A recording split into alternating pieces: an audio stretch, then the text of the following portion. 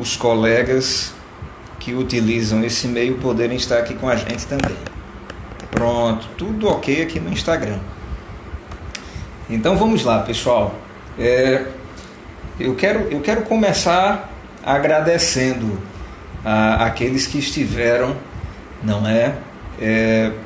seja em um episódio, na maioria deles, participando com a gente, seja ouvindo, fazendo alguma leitura, orando, como a amiga Cineide acabou de fazer, tá certo? Como eu havia falado, foram 16 semanas seguidas estudando o capítulo 14 do Apocalipse.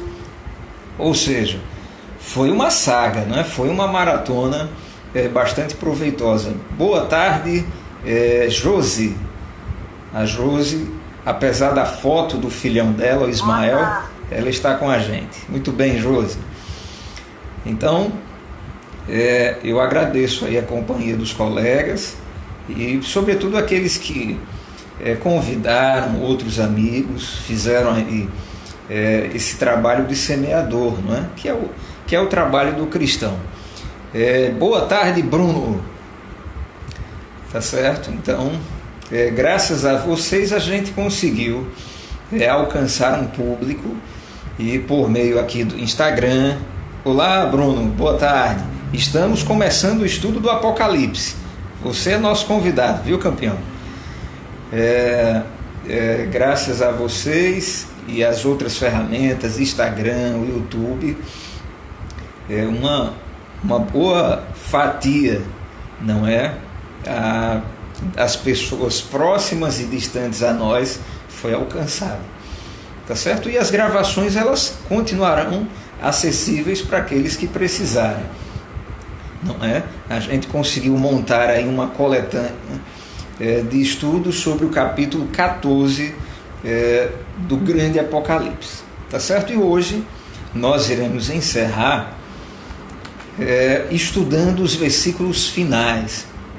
Nós vimos ali que o Apocalipse 14, ele começa falando dos 144 mil, depois ele trabalha a primeira mensagem angélica, a segunda, a terceira mensagem angélica, que é aquela que nós estaremos terminando de estudá-la hoje, e com ela o restante do capítulo 14, tá certo? Então, deixa eu já colocar aqui para os colegas o nosso material de hoje. Vamos lá. Prontinho. A partir de agora, vocês já poderão ver aí nos dispositivos de vocês, no celular, no computador, o nosso primeiro slide, tá certo?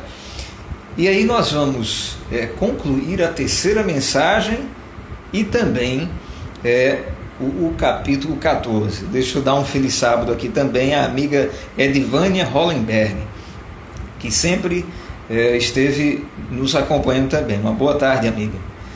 Hoje estaremos concluindo essa maratona, tá certo? Estaremos terminando o estudo do capítulo 14 de Apocalipse.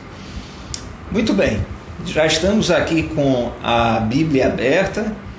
Em Apocalipse 14, nós iremos revisitar a terceira mensagem angélica, porque a gente já estudou quem é que vai adorar a besta, o que é a imagem da besta, tá certo? Quem que irá receber a marca na fronte, sobre a mão, o número. São episódios que a gente já trilhou, a gente já trabalhou esses tópicos. Mas aí agora vem a consequência, vem a punição divina sobre aqueles que optaram por receber essa marca, por viver essa filosofia que a gente viu que não é uma filosofia ateia, muito pelo contrário. A besta, ela se diz cristã, ela não é um poder religioso cristão, e ela atrai aí a maior parte do mundo cristão. Tá certo? Mas haverá sim uma punição para aqueles que não apenas compartilharam, espalharam crenças falsas, inventadas, como obrigaram as pessoas, ameaçaram e até perseguiram e mataram aqueles que discordaram dessas crenças inventadas. Então hoje a gente vai ver que a terceira mensagem angélica, ela também trata da punição para os adoradores da besta e da imagem da besta, tá certo? E eu já quero convidar o nosso primeiro participante. Por gentileza, alguém lê para a gente Apocalipse 14, os versos do 9 ao 12. Observem, boa parte desses estudos finais, boa tarde, tia Joseane.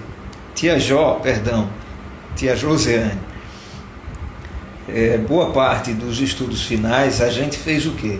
A gente leu a terceira mensagem todinha, toda ela.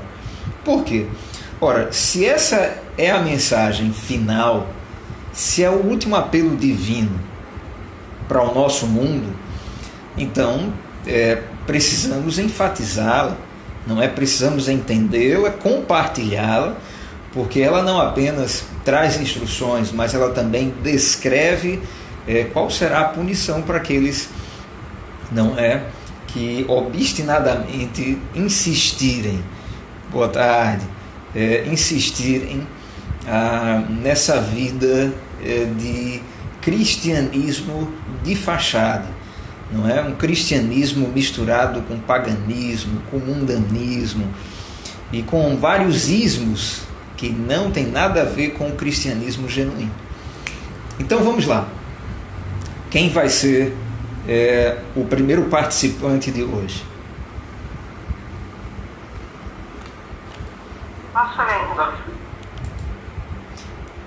Boa tarde, Elza. A Elza também está aqui com a gente no Google Meet. Vamos lá, eu ouvi duas pessoas. Alguém tira pau ímpar com alguém e aí já começa. Eu posso ler. Maravilha.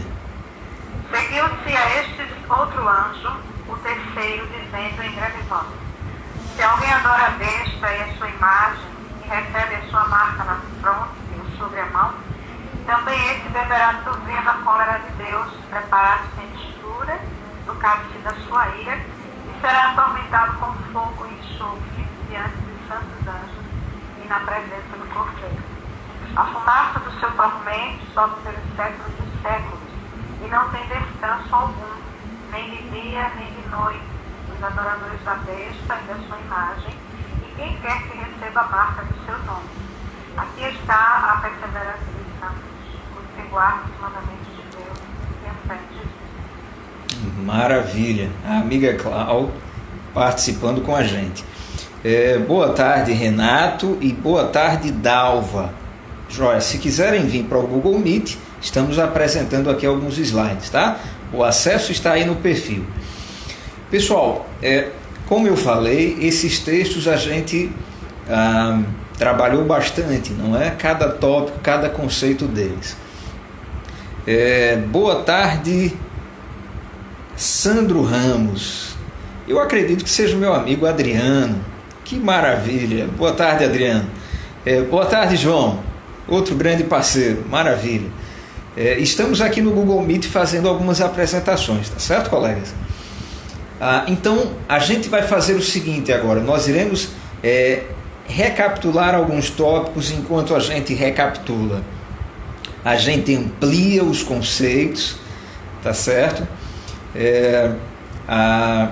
E aí eu quero começar com o verso 9, tá?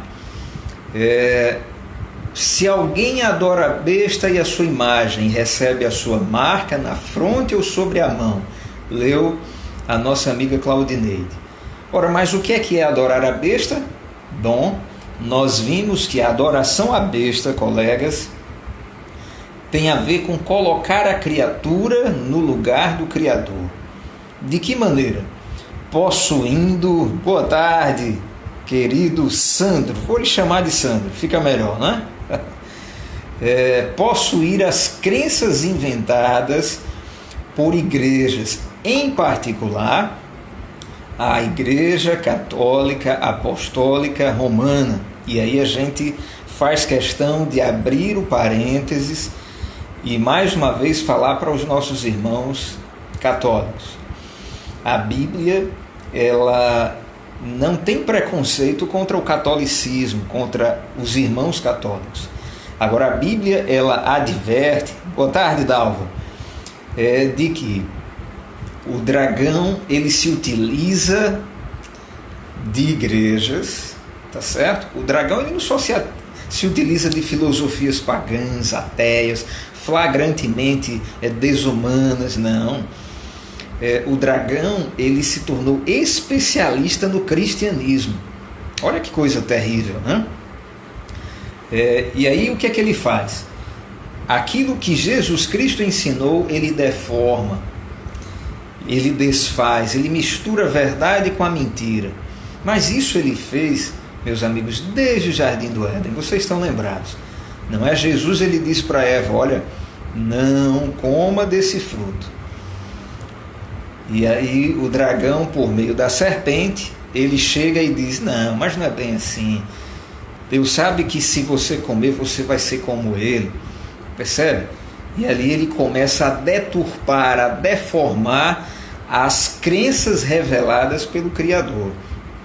E é disso que o Apocalipse 14 ele fala, não é?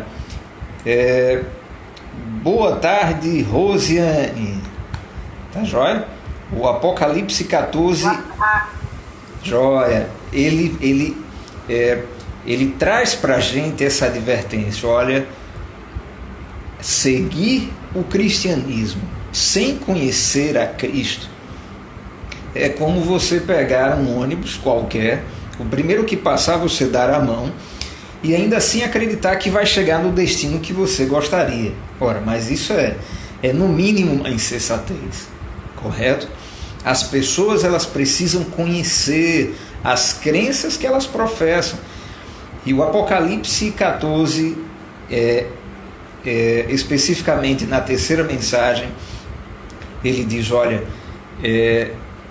existe um falso cristianismo. Esse falso cristianismo, ele possui crenças que foram fabricadas por igrejas. E aí a gente descobriu que a Igreja Católica Apostólica Romana, esse poder político-religioso, ele é simbolizado por aquela besta que emerge do mar, ou seja, um poder político popular, não é?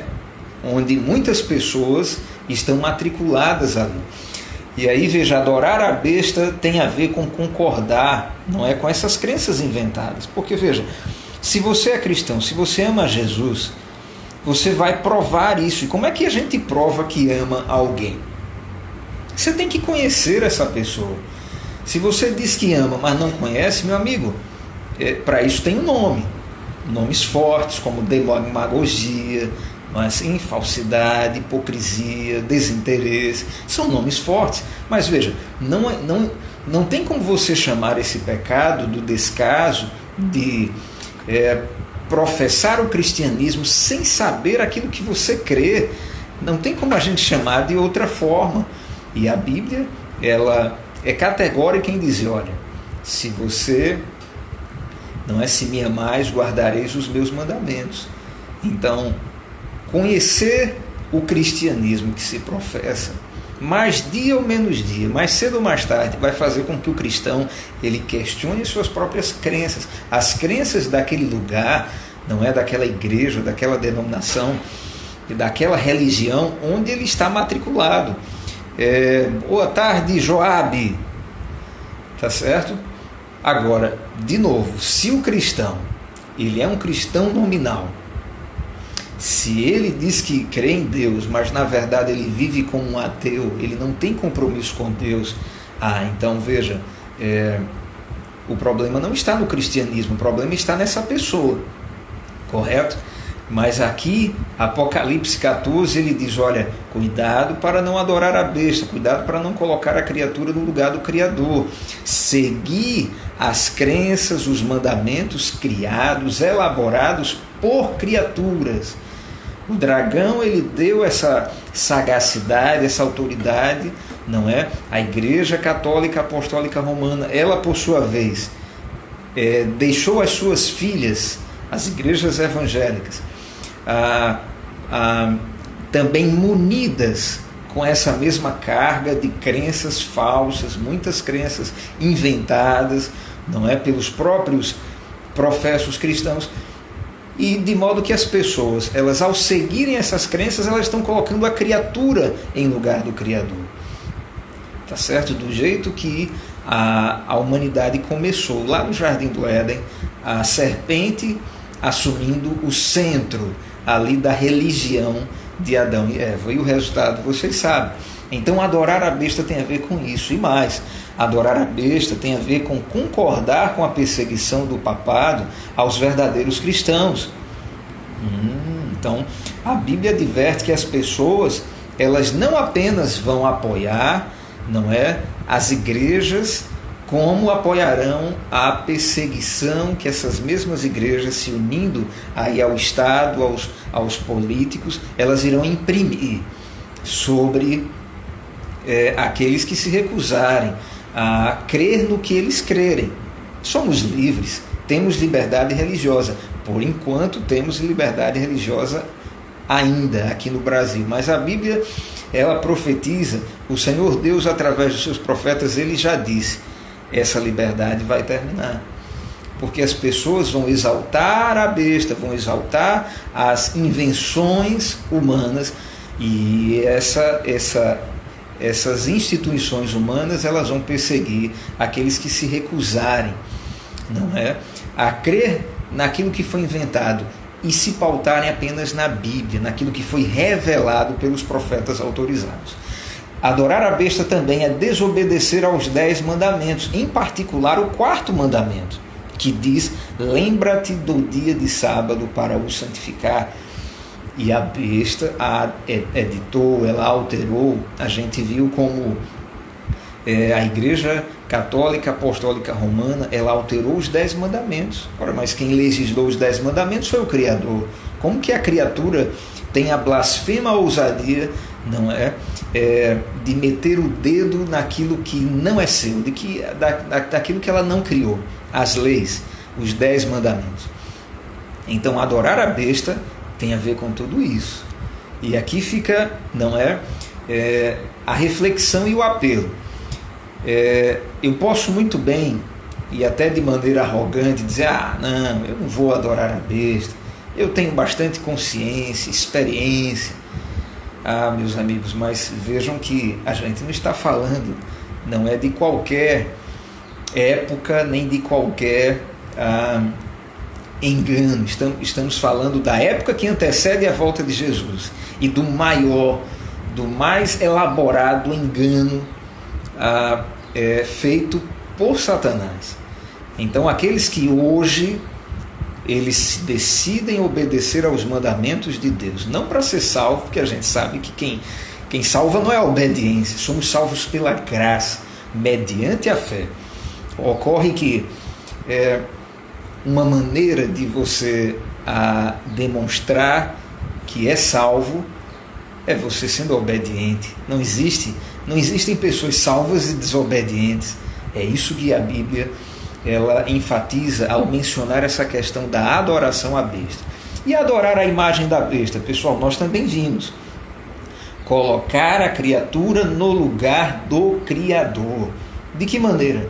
Possuir as crenças inventadas pelas filhas da Igreja Católica Apostólica Romana, ou seja, as igrejas evangélicas, o protestantismo apostatado. E aí eu também dou uma parada para explicar, de repente, alguém que não assistiu aos episódios anteriores.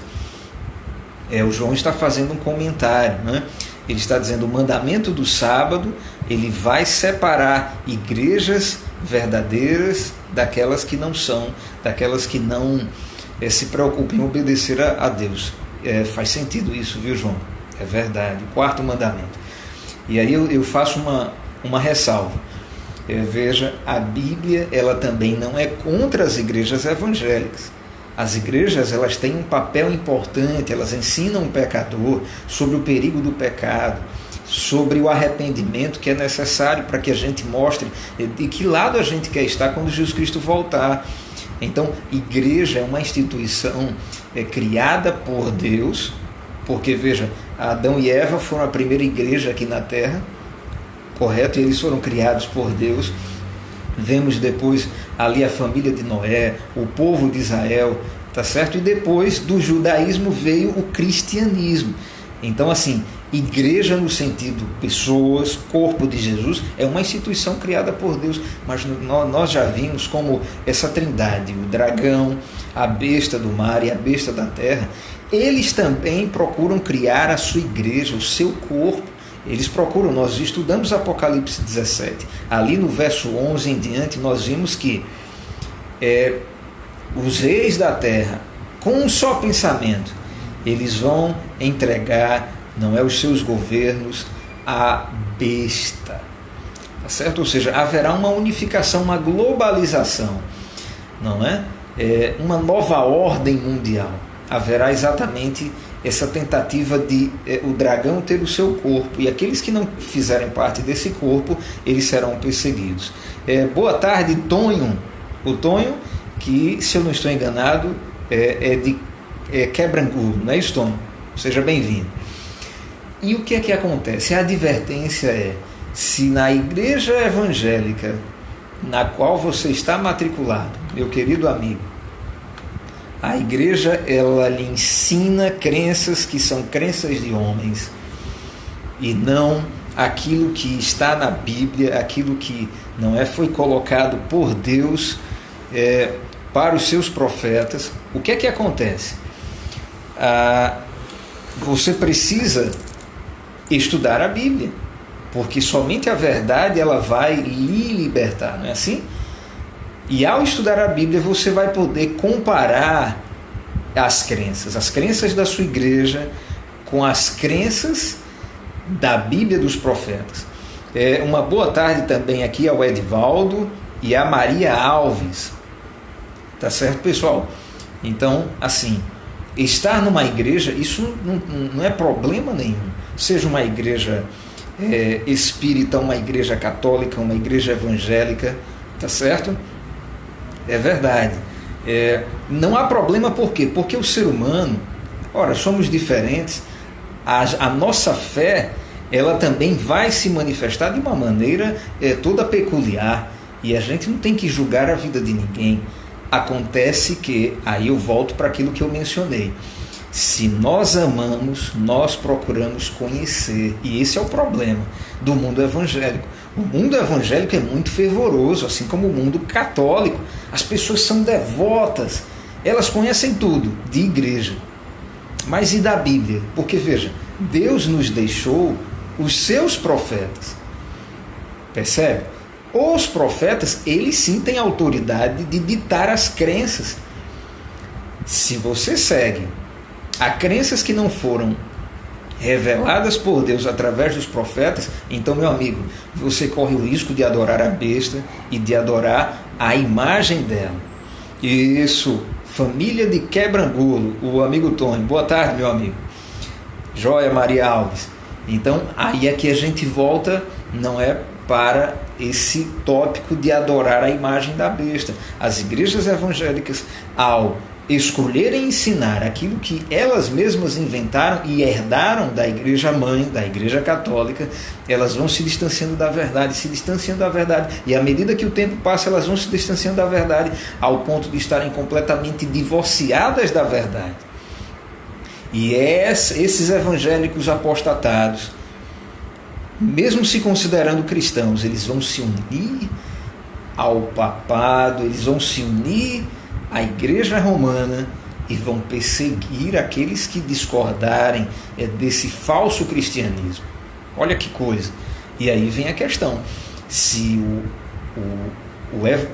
o movimento evangélico vai se tornar parecido com o papado, com a igreja católica, então aí vem a expressão: eles se tornarão a imagem do papado, uma cópia, uma réplica do papado. E também no sentido de perseguição, eles vão perseguir aqueles que guardam os mandamentos de Deus e possuem o testemunho de Jesus e têm a fé de Jesus também. tá certo? Adorar a imagem da besta, portanto, tem a ver também com tornar-se perseguidor dos verdadeiros cristãos, assim como o papado fez na Idade Média, na Idade das Trevas. Desobedecer aos 10 mandamentos, em particular o 4º mandamento: lembra-te do dia de sábado para o santificar. E aí deixa eu abrir mais um parêntese. Se de repente não é algum irmão evangélico que ama Jesus, veja, eu não questiono a sua fé, eu não duvido do seu amor a Jesus, mas me escute.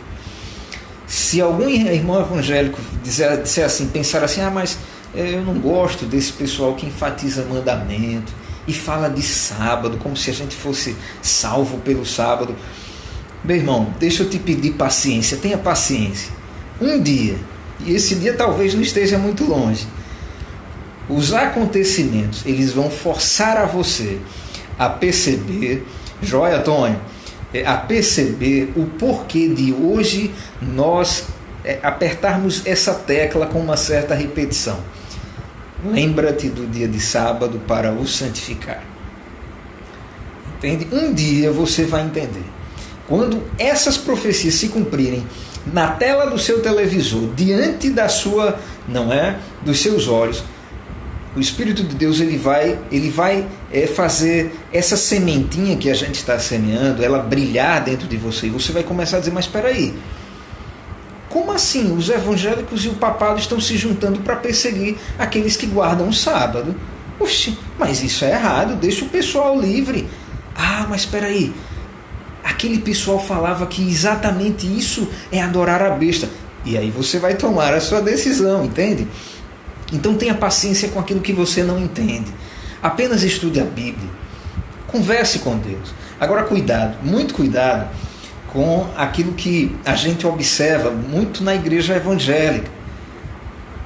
Alguns evangélicos dizem assim, não, mas se essa história de sábado for verdade, eu espero a revelação de Deus. Deus vai ter que revelar para mim. Por quê? Porque Ele sabe que eu tenho comunhão com Ele. Meu amigo, a revelação que você precisa para ser salvo já foi dada, está na Bíblia. Estude, deixe de comodismo. Se você conhecer, meu amigo, se você conhecer e se você amar a Jesus, não vai dar outra. Você vai ser perseguido e vai até entregar a sua vida, mas não vai seguir mandamentos de homens, tradições de igrejas, crenças fabricadas pelo papado e suas filhas, as igrejas evangélicas. Então tenha paciência com esse povo sabatista, criacionista, que fala que a gente veio de Adão e Eva, que fala que a gente deve estudar o Gênesis, tá certo? Tenha paciência com esse povo.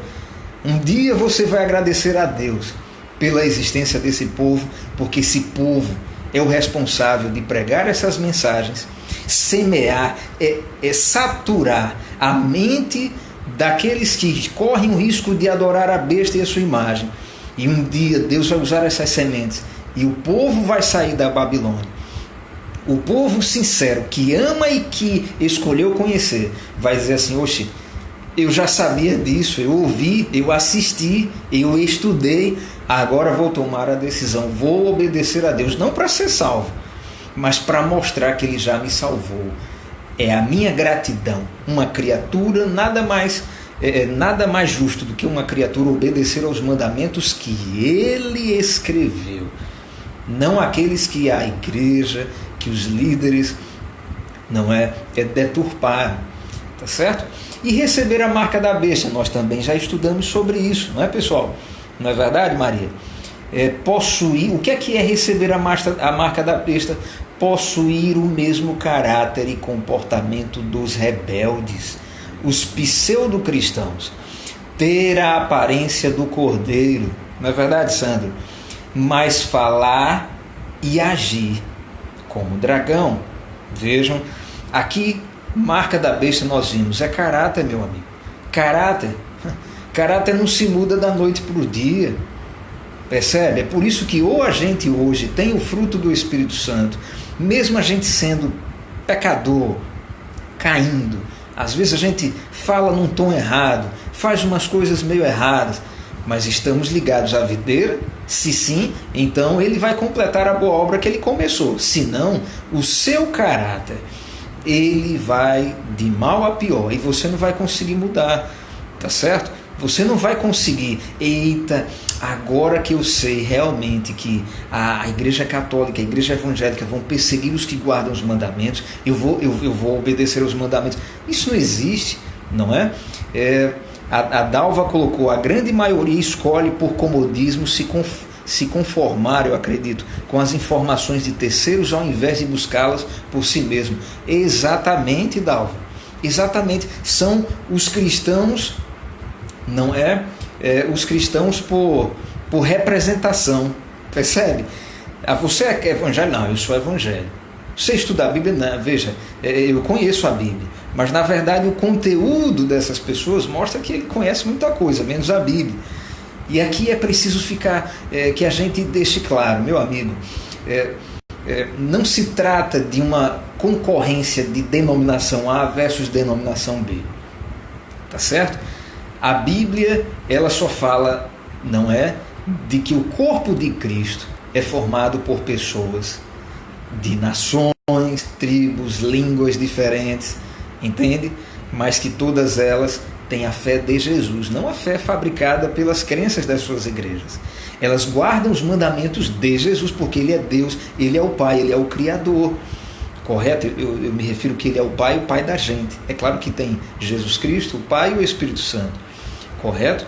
Então, assim, a Bíblia, ela deve ser a plataforma sobre a qual a gente constrói o nosso caráter. Vocês se lembram daquela parábola do homem prudente que construiu a sua casa, não é, sobre a rocha, e do homem tolo que construiu a sua casa sobre a areia. Cuidado, irmãos evangélicos, irmãos católicos, para vocês não estarem construindo a casa de vocês, o caráter de vocês, e mesmo a casa literal, o lar de vocês, sobre a areia das crenças falsas do falso cristianismo. Sejam sóbrios, sejam sábios, sejam realmente coerentes. Os profetas de Deus, eles sim têm autoridade para nos ensinar. Se a sua igreja ensina o que está na Bíblia, ótimo, parabéns para a sua igreja. Mas se porventura ela faz como a serpente, ela mistura, não é uma colher de chá de verdade, tá certo? Com 1 litro de mentira, meu amigo, essa bebida ela não vai lhe fazer bem. Ela vai lhe embriagar e você de repente pode estar aí prestes a adorar a besta e a imagem dela. Então, e receber a marca, não é? Ter um caráter e um comportamento dos rebeldes. Aparentar ser cordeiro, mas na verdade falar e agir como dragão. Mesmo diante da luz da Bíblia, das 3 mensagens angélicas que exortam para a humanidade a adorar o Criador e obedecer aos 10 mandamentos, em particular o áudio, em particular o sábado, o Sandro falou aqui sobre o áudio. Acredito que já melhora, meu irmão. Tá certo? Então deixa eu repetir aqui. Mesmo diante da luz da Bíblia, das 3 mensagens angélicas que exortam para a humanidade a adorar o Criador e obedecer aos 10 mandamentos, em particular o sábado, o memorial da criação de Deus, escolher voluntariamente santificar o domingo e obedecer às leis do papado e do falso do protestantismo, isso tem a ver com receber a marca da besta. É cometer o pecado contra o Senhor Espírito Santo, sem volta. Entende? Então, no futuro haverá esse afunilamento, e aí aqueles que insistirem nessa proposta cristã divorciada da Bíblia, dos profetas da Bíblia, eles adorarão a besta e receberão a sua marca. O que mais? Na primeira parte do verso 10, aqui no capítulo 14, nós lemos: que bom, Sandro, esse beberá do vinho da cólera de Deus, preparado sem mistura, do cálice da sua ira. Nós vimos que esse receberá as consequências de sua teimosia, de suas escolhas rebeldes. Vamos fazer uma tradução, tá? Dessa primeira parte do verso 10. O Criador tentou ensiná-lo, mas ele se recusou a aprender. Soube da importância de se adorar o Criador e obedecê-lo, mas por comodismo, como já foi citado aqui pela Dalva, por comodismo, não é? Ou rebeldia, escolheu adorar a criatura e obedecer aos mandamentos da Igreja Católica Apostólica Romana e as suas filhas evangélicas, concordou com a perseguição dos verdadeiros cristãos, então receberá as últimas e terríveis pragas do Criador, mas sem sua misericórdia e intercessão. Tá certo? E aí eu coloquei uma porção de textos para fundamentar essa maneira de ler o capítulo 14, verso 10. E a parte final do verso 10 e o verso 11. A irmã Clau, ela leu para a gente assim: será atormentado com fogo e enxofre, diante dos santos anjos e na presença do Cordeiro. A fumaça do seu tormento sobe pelos séculos dos séculos e não tem descanso algum, nem de dia, nem de noite. Os adoradores da besta e da sua imagem, e quem quer que receba a marca do seu nome. Uau! Esses textos são daqueles textos assim cabeludos, não é?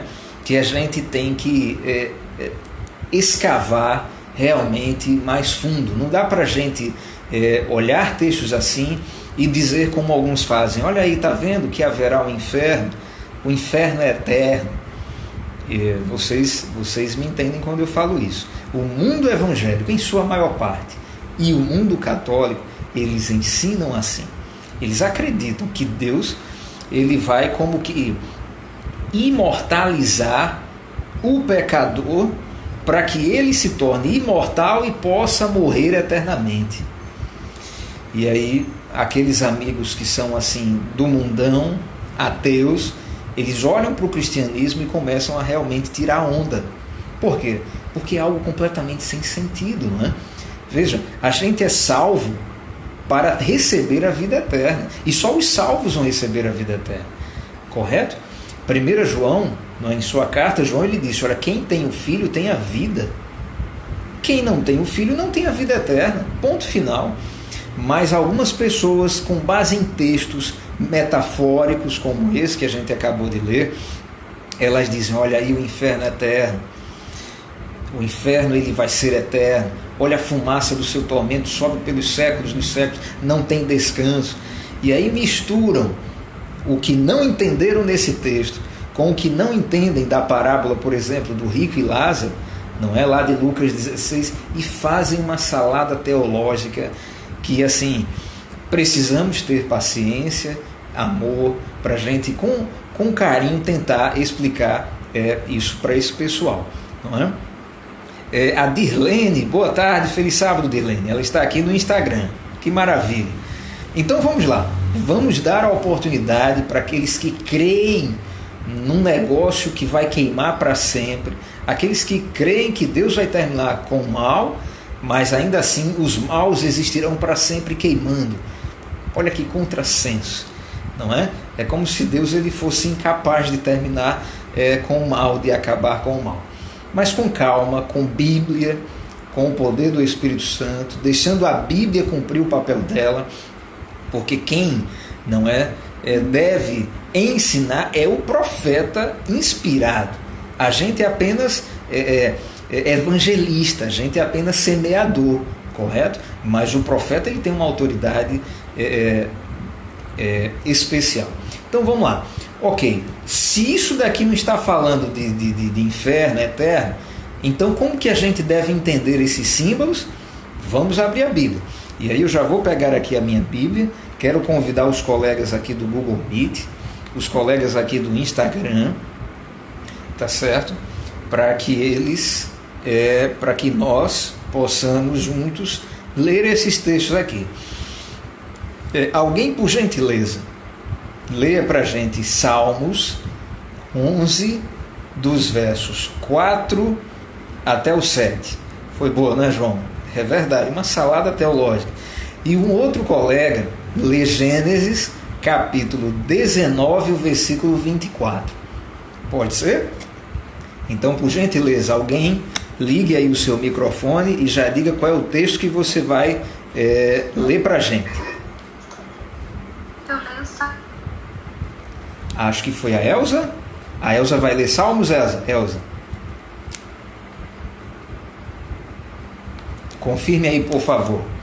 Salmos 11, do 4 até o 7. E depois a gente vai até o primeiro livro, Gênesis 19, verso 24. Vamos lá, Salmos 11.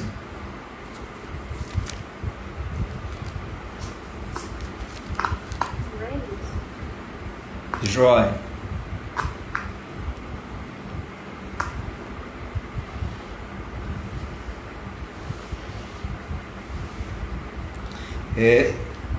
Então vamos lá, eu vou ler aqui o Salmo para a gente adiantar, tá certo, pessoal? Alguém, por gentileza, leia Gênesis 19, 24. Salmos 11, do 4 até o 7, diz assim, ó: O Senhor está no seu santo templo, nos céus tem o Senhor o seu trono, os seus olhos estão atentos, as suas pálpebras sondam os filhos dos homens. Olha que promessa maravilhosa e também uma descrição do trabalho de Deus. Algumas pessoas dizem: mas Deus não vê o que fazem comigo, tantas injustiças acontecem no mundo, quantas vítimas. A Bíblia diz que ele não só vê, como ele está trabalhando nesse sentido. Observe, o verso 5: O Senhor põe à prova ao justo e ao ímpio, mas ao que ama a violência, a sua alma o abomina. O verso 6: Fará chover sobre os perversos brasas de fogo e enxofre e vento abrasador. Será a parte do seu cálice. Porque o Senhor é justo, ele ama a justiça. Os retos lhe contemplarão a face. Opa! Já temos aqui, não é, um símbolo, o símbolo que a gente viu aqui em Apocalipse 14, verso 10. Essa questão de fogo e enxofre. Veja, João, muito bem, Dilene, João, ele pegou emprestado de outros profetas com a mesma autoridade que ele, profetas do Antigo Testamento, esses elementos. Aqui nós vimos, fará chover sobre os perversos brasas de fogo e enxofre. A gente viu aqui em Apocalipse 14, 10, será atormentado aquele que adorar a besta, a sua imagem, receber a marca, será atormentado com fogo e enxofre. Joia?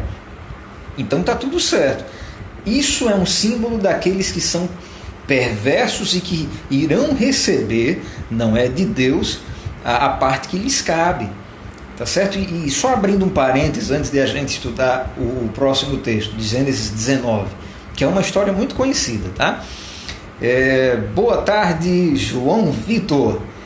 Pessoal, algumas pessoas, alguns ateus, eles, ao se depararem com textos assim, eles dizem: tá vendo, esse pessoal acredita num Deus que é bipolar, não é? É um Deus ranzinza, um Deus que fica ameaçando as pessoas.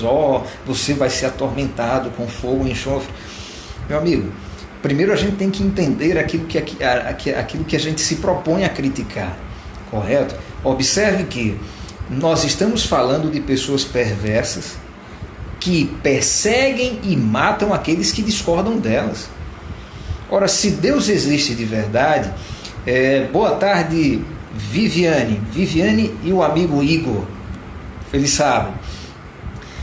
Veja, se Deus existe, e a Bíblia ela é uma evidência de que ele existe, eu digo a Bíblia não apenas o seu conteúdo, mas em ter sido inalterada, né? A Bíblia não foi alterada em todos esses tempos.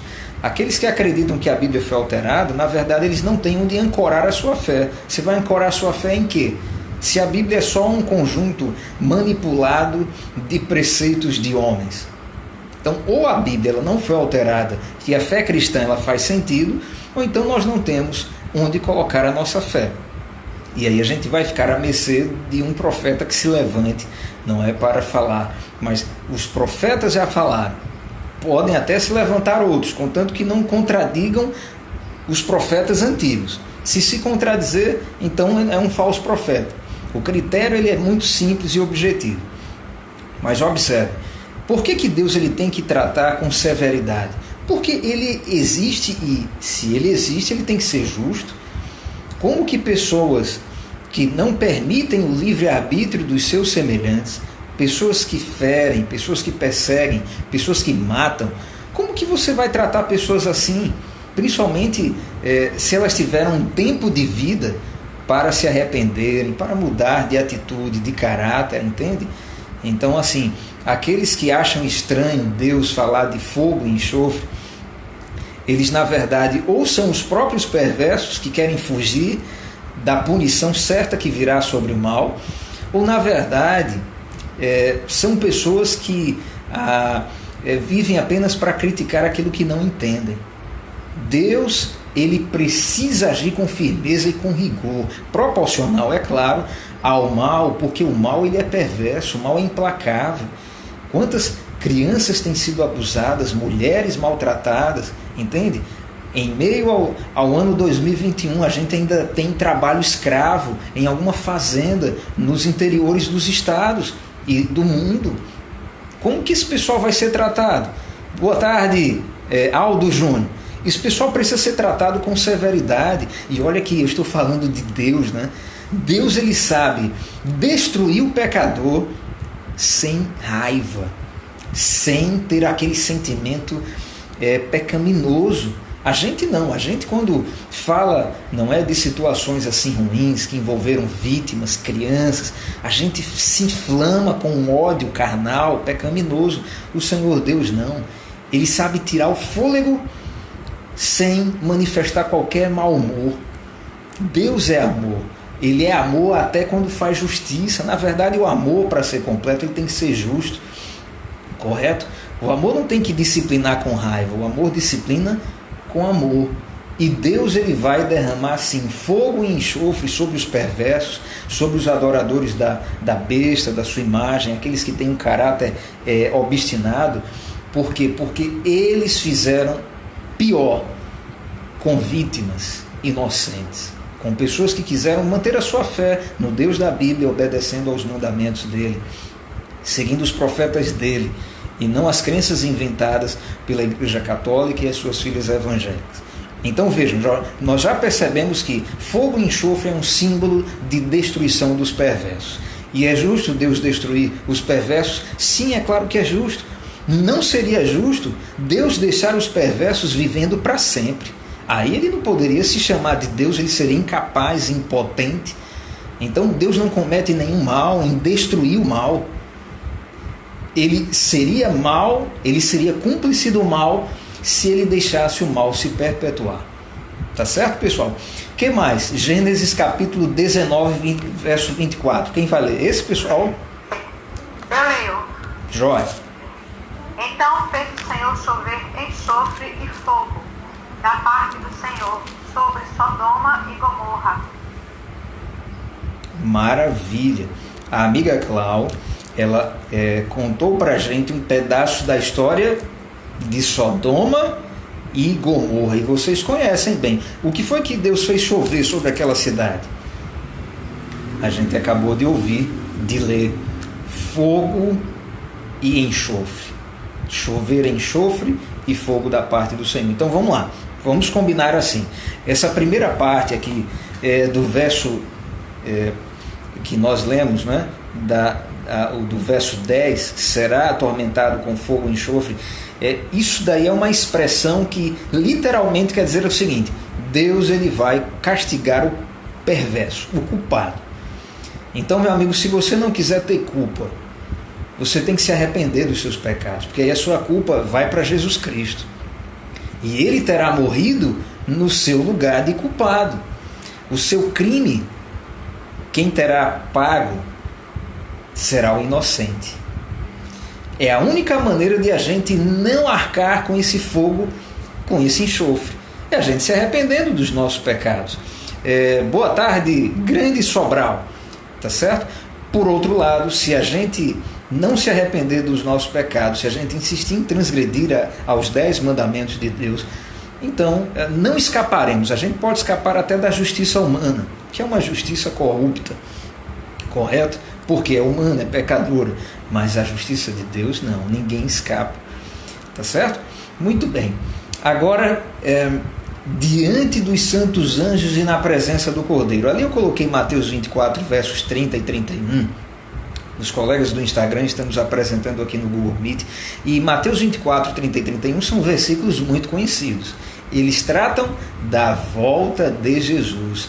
Então veja, Deus está dizendo que os adoradores da besta e da sua imagem, aqueles que vão receber a marca da besta, eles serão tratados com fogo e enxofre diante dos santos anjos na presença do Cordeiro na sua vinda. Jesus virá com todos os anjos. E eu vou dizer assim, o primeiro tempo da punição eterna vai começar na vinda de Jesus Cristo. Na verdade, vamos ampliar essa ideia. Vamos ampliar. Não falha, João, não falha.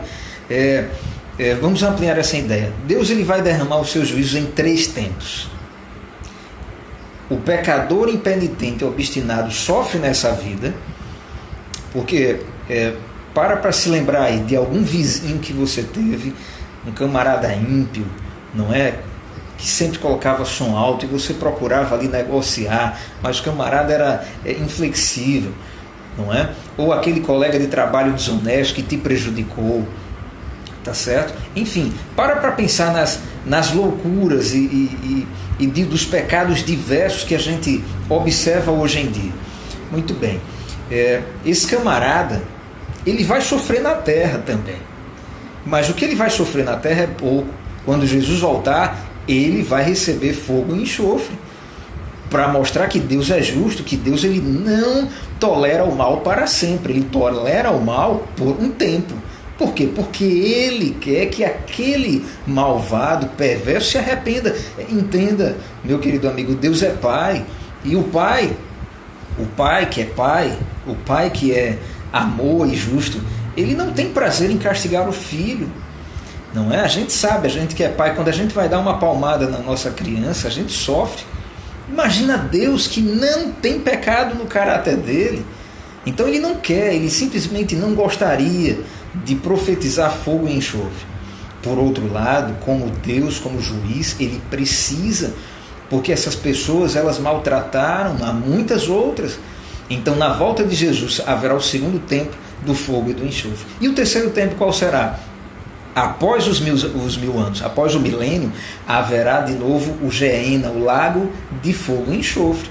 Mas observe, esses 3 momentos de juízo, de punição, eles acabam. O primeiro acaba porque a pessoa, o pecador, ele vai morrer. Um dia ele vai morrer. Se ele não morrer antes da volta de Jesus, ele vai morrer na volta de Jesus. Correto? E no terceiro tempo, depois dos 1000 anos, ele vai ser ressuscitado para receber a sua sentença eterna. E ali é que ele vai morrer mesmo, não vai ter ressurreição, não vai ter uma outra oportunidade. Agora, a expressão mais enigmática, a fumaça do seu tormento sobe pelos séculos dos séculos e não tem descanso. Aqui, os irmãos evangélicos, eles olham assim e dizem, eu quero ver você não explicar isso daí. O texto é claro, a fumaça do seu tormento sobe pelos séculos dos séculos. Primeiro ponto, observe que o que sobe pelos séculos dos séculos não é o tormento, é a fumaça. Opa! Então a gente tem que dar um passo atrás e perceber que João está trabalhando aqui com símbolos. Como assim uma fumaça eterna? A matéria é eterna, não é? Para aqueles que estudam um pouco aí de matemática, de química, de física, a gente sabe que o elétron é uma parte do átomo, correto? O elétron ele tem trilhões de anos de vida, mas ainda assim ele é perecível, o elétron. Entende? Então assim, não existe nada criado por Deus que seja eterno. Só o próprio Deus é eterno. Aquilo que é criatura, para se tornar eterno, tem que estar ligado a Ele. Isso é um princípio muito básico da Bíblia. Mas você vê irmãos evangélicos pregando que Deus ele vai castigar eternamente o perverso e o perverso vai ficar queimando para sempre. Meu amigo, por favor, não torne o cristianismo um motivo de chacota para aqueles que não aceitam o cristianismo. O cristianismo é algo sério, é algo que é necessário a gente permitir que os profetas dialoguem e um interprete o outro. Você quer ver uma coisa? De onde foi que João tirou essa linguagem da fumaça, não é? Ele tirou do profeta Isaías. Vamos dar uma olhada? Vamos lá. E aí eu já coloquei aqui na tela para os colegas do Google Meet. Tá certo? Olha o que o profeta Isaías, minha gente, escreveu. E vocês vão perceber como João ele tirou exatamente do profeta Isaías, esses elementos que dão a entender, numa leitura rápida, precipitada, que a punição ela nunca vai acabar. Não, mas Deus não seria carrasco. Quem quer um mal eterno é Satanás. Não podemos lançar sobre o caráter perfeito do nosso Criador uma malignidade eterna, um prazer eterno em ver as pessoas sofrendo com fogo e enxofre. Minha gente, isso é muito sério, tá certo? E aí eu quero convidar um colega aqui. Por gentileza, quem vai ler pra gente? É bom a Elza, porque ela ia ler naquela hora e não conseguiu. Ótimo. Ela saiu e entrou de novo. Por favor, Elza. Então, Isaías capítulo 34, dos versos do 8 até o 11.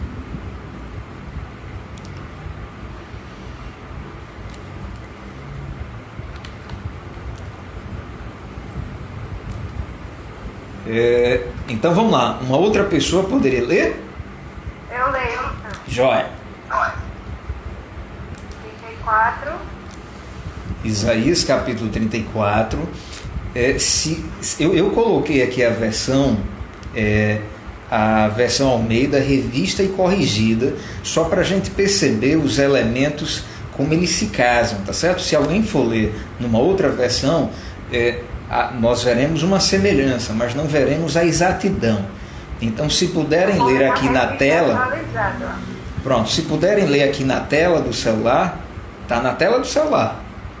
Então lê. Porque será o dia da vingança do Senhor. É isso? Isso. Ano de retribuições pela luta de Sião.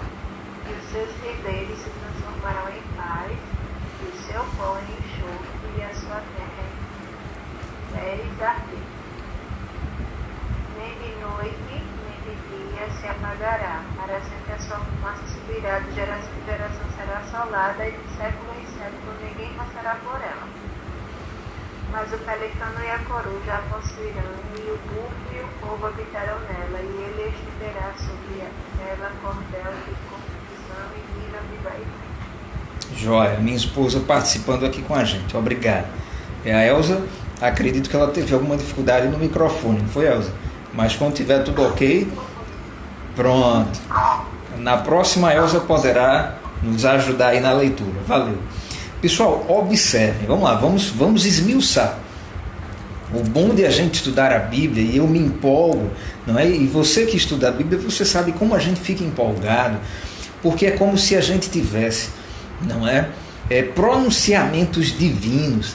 Encare a Bíblia dessa forma, não é? Aqui são pronunciamentos do próprio Deus. Acontece que se Deus ele aparecesse e falasse, vocês se lembram lá do povo de Israel, Êxodo capítulo 19, Êxodo capítulo 20, quando Deus ele falou literalmente e o povo ouviu, o povo ficou com medo.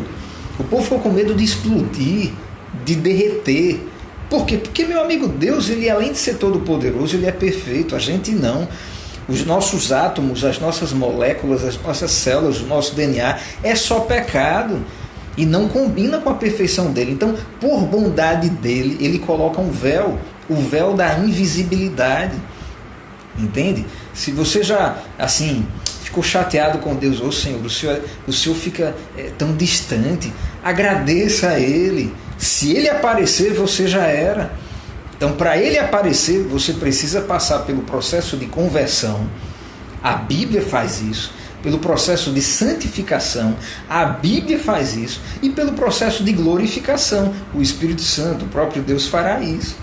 Entende? Então, estudar a Bíblia é você ouvir o próprio Deus. Imagine o próprio Deus através dos seus profetas. E aqui o profeta Isaías, a minha esposa leu, a partir do verso 8 do capítulo 34, ele fala de vingança. Olha só.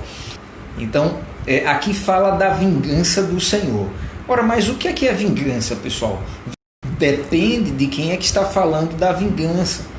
Porque, veja, a vingança de Deus é o ato de Ele agir com justiça. Correto? Então, se uma pessoa malvada, se uma pessoa perversa, ela comete uma perversidade, ora, ela precisa de que alguém tolha a liberdade dela. Quem vai fazer isso é Deus. Hoje você tem a polícia, você tem, não é? Você tem o poder de polícia, você tem o poder jurídico que fazem isso. Mas eles às vezes fazem apenas com aqueles que não são da patota deles. Entende? Há uma corrupção na justiça, na vingança humana. Joia, João, estamos de volta aqui, João Vitor. Por outro lado, na vingança de Deus, ou seja, na retribuição de Deus, não há corrupção. Ela é perfeita e ela é necessária. Então, o profeta Isaías disse, olha, o dia da vingança do Senhor, o ano das retribuições. Muito bem. Aí lá, ele no verso 9 diz, olha, os seus ribeiros se transformarão em pés. Esse pés, vamos entender como piche. Joia, o outro João, meu amigo João aqui também. Voltamos, tá certo, pessoal? Então, se transformarão em piche, o seu pó em enxofre, a sua terra. Quer dizer, aqui o cenário é de destruição. Mas por que destruição? Meus amigos, vocês têm alguma dúvida de que o planeta Terra já deu o que tinha para dar? Ou vocês ainda têm esperança de que o planeta Terra, a humanidade, ela mude, ela se torne aí um planeta bom de se viver? Dalva, retornamos novamente. Alguém tem dúvida de que o planeta Terra ele é cadente, ele vai de mal a pior? Então, partindo dessa premissa, perceba que somente uma renovação. Então, a destruição de Deus é nesse sentido, é de acabar com o mal para que a vida eterna ela flua realmente. Deus não vai deixar esse planeta queimando com pessoas aqui, enquanto os salvos vão tirar umas férias do planeta Terra no céu. Gente, isso é uma deformidade teológica, não é? Joia, Dalva, entende? Aqui o profeta ele viu o planeta sendo destruído. E olha o que ele disse no verso 10. Nem de dia, nem de noite, nem de dia se apagará. Para sempre a sua fumaça subirá. Opa! Então perceba de onde João, lá do Apocalipse, tirou essa simbologia. E ele diz, de geração em geração será assolada e de século em século ninguém passará por ela. Deus está aqui proferindo através de Isaías uma profecia de destruição sobre uma nação, não é? Deixa eu só verificar se a própria nação apóstata de Israel. Deixa eu abrir aqui a minha Bíblia rapidinho, mas antes deixa eu receber alguém aqui. É a Eduarda Letícia, acho que deve ser a Ediesna, né? Boa tarde, Ediesna. Bacana. No capítulo 34, pessoal, de Isaías, essa profecia foi contra, deixa eu abrir a Bíblia e ler, contra as nações. O título é A Indignação de Deus contra as Nações. Então vejam, o profeta Isaías, estamos de volta de Helene, ele ele viu esse cenário, ele profetizou, ele previu. Muito bem. Agora eu quero que vocês percebam, no verso 11, embora ele diga que nem de dia nem de noite se apagará o fogo, o enxofre, viu, Viviane e Igor? Embora ele use esses termos claramente metafóricos, olha o que ele fala no verso 11. Nos versos anteriores ele diz, olha, a destruição não vai acabar, nem de dia nem de noite, a fumaça não vai parar de subir. Olha o que ele diz no verso 11 de Isaías 34, viu, pessoal? Mas o pelicano e a coruja a possuirão. Puxa, como assim?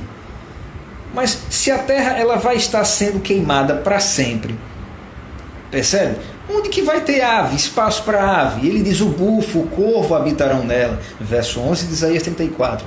E ele estenderá sobre ela cordel de confusão em nível de vaidade. Opa! Aí a gente começa a perceber, o profeta Isaías, assim como o profeta João, não está falando literalmente. Eles não estão dizendo que Deus vai deixar o planeta Terra ardendo em fogo e enxofre para sempre. Tanto é que ele está dizendo que animais selvagens, pelicano, coruja, irão permanecer ali quando a destruição chegar. Então a ideia é: as pessoas serão destruídas, os perversos serão atingidos, e quando acabar, não é a destruição, quando eles estiverem mortos, o fogo vai se extinguir. Essa expressão, o pelicano e a coruja possuirão, a gente vai vê-la lá em Apocalipse 18 também, na queda da Babilônia, a cidade que Satanás ele está criando aqui na terra, não é? Com a besta do mal, ou seja, a Igreja Católica Apostólica Romana. Voltamos, meu amigo Sandro, o Tonho, tá certo? Com, não é, a união aí dos evangélicos e também do poder político. Satanás ele está criando um império. O império, já que ele não conseguiu lá no céu, ele está querendo reinar aqui na terra, e ele vai por um momento breve. Mas observe, os súditos do dragão, os súditos de Satanás são gente desobediente, que não merece confiança igual a ele.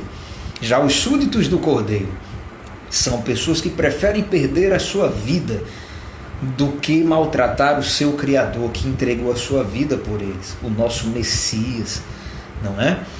Então, esse texto, ele claramente diz o seguinte: Deus vai destruir, os resultados da destruição divina é que serão permanentes, e não o sofrimento dos que serão destruídos. E ali eu coloquei mais textos, não é? Em Daniel 2,35 você vê ali o Nabucodonosor tendo aquele sonho, e quando Daniel foi interpretar, ele disse: olha, Nabucodonosor, a pedra virá, destruirá a estátua e a transformará em cinzas.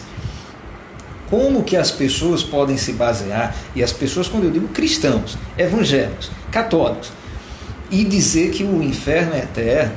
Na verdade, a própria palavra inferno, ela é uma tradução, ela não está na Bíblia. Não é? Jerônimo colocou numa versão da Bíblia, aquela Vulgata, escrita em romano, escrita em latim, entende? Mas que na verdade fala do lago de fogo, do Geena, daquele momento de castigo. E como todo lago, olha a expressão lago de fogo, o lago é algo perene, eterno. Não, se fosse o mar, não é? Poderíamos dizer, puxa, um oceano não se evapora tão facilmente, mas lago não. O lago ele é efêmero, o lago ele é sazonal, ele se cria e ele se termina, pois será ali que a besta será lançada juntamente, não é, com os seus adoradores. Observe o claro significado das metáforas. Aqui a gente colocou: os rebeldes deixarão de existir para sempre, sem volta, mas os animais continuarão existindo. Ou seja, é a metáfora que quer dizer, Deus ele vai, a punição de Deus ela é certeira. Deus não vai sair destruindo tudo por causa da maioria. Não. Eles serão destruídos, mas a fauna, a flora, ela será reconstruída, assim como a humanidade por meio da sua semente, dos remanescentes. Tá certo? O planeta não queimará eternamente. Se você ainda tiver alguma dúvida, alguma teimosia por receber de herança essa crença evangélica católica pagã, inventada pelos gregos, meu amigo, confira essas passagens que a gente está colocando ali, em Judas 6 e 7, ali você vê, não é, o profeta Judas, o irmão de Jesus, ele dizendo assim: olha, Sodoma e Gomorra foram destruídas pelo fogo eterno. Mas como fogo eterno? Os resultados delas são eternos, realmente. Ninguém conseguiu reconstruir Sodoma e Gomorra. Os resultados são eternos. Mateus 25:41 diz que Deus ele preparou o Geena, o lago de fogo, para o diabo e os seus anjos. Mas aí os humanos, transformados em diabo, em perversas criaturas, eles também vão receber o destino do diabo e dos seus anjos. E ali Deus fala, com o fogo eterno. Entende? Então, o fogo é eterno no sentido de que os resultados são eternos. Realmente, Satanás, os seus anjos e as pessoas más, elas deixarão de existir. Elas serão eternamente inexistentes. Mas não há essa fantasiosa, esse mito, não é? Essa fantasia, essa crença fantasiosa de que Deus ele vai dar eternidade para o pecador ficar queimando pela eternidade. Muito bem. versículo 13, e aí a gente já passa para os últimos versículos do capítulo 14. Quem vai ler para a gente? Apocalipse 14, agora o versículo 13. O Apocalipse 14 ele tem 20 versículos e nós estaremos terminando todos os versículos desse capítulo, tá certo, pessoal? Nós iremos ler agora o verso 13. O verso 13 de Apocalipse 14. Quem vai ler para a gente? A Elza vai ler? Isso. Posso ler sim. Pronto, agora estamos ouvindo a Elza. 14:13. Então ouvi uma voz do céu dizendo: escreve, bem-aventurados os mortos que desde agora morrerão no Senhor. Sim, diz o Espírito, para que descansem das suas fadigas, pois as suas obras os acompanham. Isso, Elza, obrigado. Joia, olha só, pessoal, a terceira mensagem ela já foi dada e nela nós vimos não apenas a advertência, como o castigo, as consequências de se desprezar os profetas da Bíblia, de achar que a Bíblia foi manipulada e acreditar em revelações. Veja, nada contra a revelação profética. O cuidado que nós devemos ter é o seguinte: é o camarada desprezar a revelação dada da Bíblia e ficar aguardando novas revelações. Isso é uma falta de bom senso, meu amigo. Tudo que Deus ele poderia ter lhe dado para você aprender a ser salvo, para você aprender quais as crenças verdadeiras, ele colocou na Bíblia, nos profetas da Bíblia.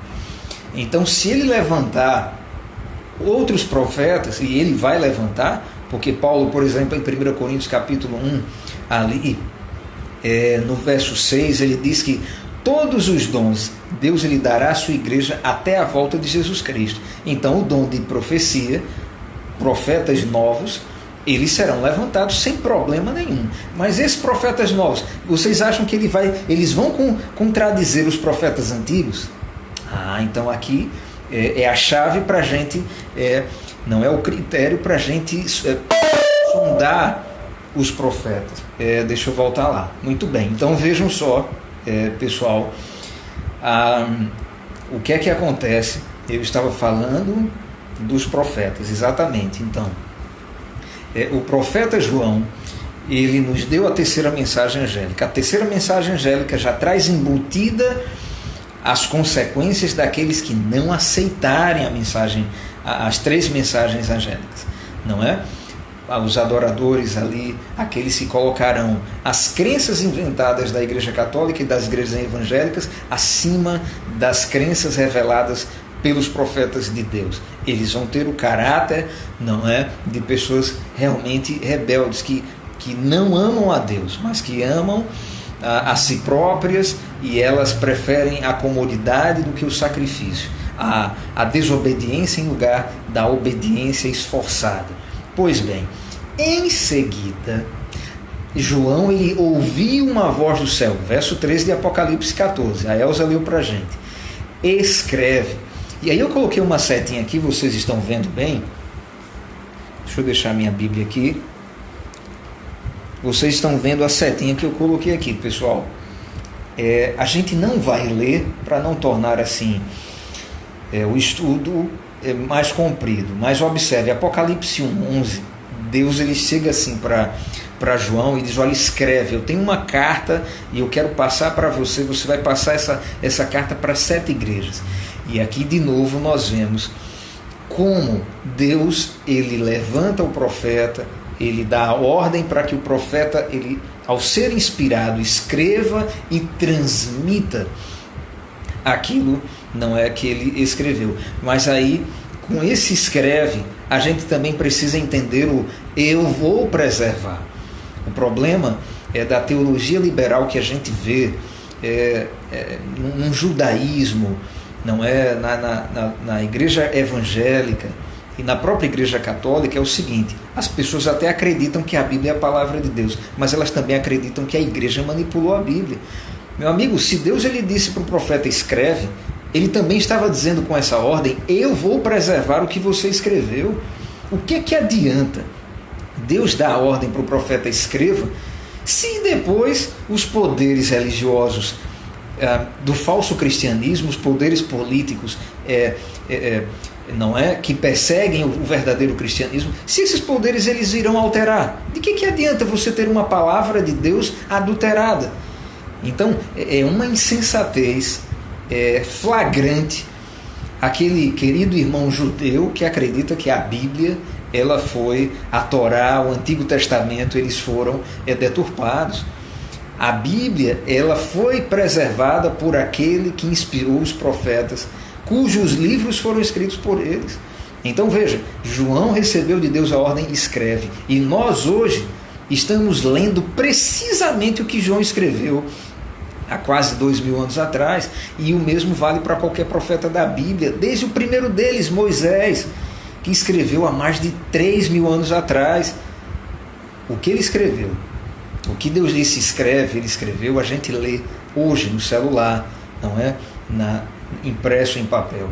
Então é um privilégio, realmente é um privilégio estudar a Bíblia. Por outro lado, quem não estuda a Bíblia, aquele que ignora a palavra de Deus ali, ele não vai ter desculpa quando ele for acusado pelo santuário de Deus de ser um adorador da besta, da sua imagem, de acreditar num falso cristianismo, num falso judaísmo.